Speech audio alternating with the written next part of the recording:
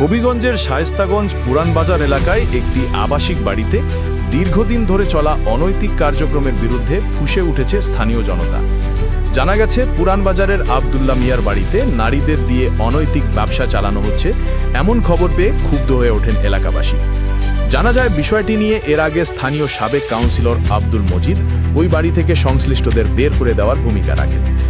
তবে প্রথমবার সতর্ক করার পরও গোপনে সেখানে আবারও অনৈতিক কার্যক্রম শুরু হয়। এরই ধারাবাহিকতায় গতকাল 25 জুলাই শুক্রবার রাতে স্থানীয় 15 থেকে 20 জন বাসিন্দা ওই বাড়িটি ঘেরাও করেন। পরিস্থিতি বেগতিক দেখে বাড়ির মালিক আবদুল্লাহ মিয়া আবারও সাবেক কাউন্সিলর আব্দুল মজিদকে খবর দেন। কাউন্সিলর মজিদ ঘটনাস্থলে পৌঁছে তল্লাশি চালালে সুনির্দিষ্ট তথ্য অনুযায়ী 3টি কক্ষ থেকে কয়েকজন নারীকে পাওয়া যায়, যাদের এর আগেও বিদায় দেওয়া হয়েছিল। এ সময় উপস্থিত উত্তেজিত জনতাকে শান্ত করে তাদের সেখান থেকে বিদায় করে দেওয়ার কথা জানিয়ে দেন সাবেক এই কাউন্সিলর। এদিকে এলাকাবাসী স্পষ্ট জানিয়ে দিয়েছেন, এলাকায় কোনো ধরনের সমাজ বিরোধী বা অনৈতিক কার্যক্রম চলতে দেওয়া হবে না।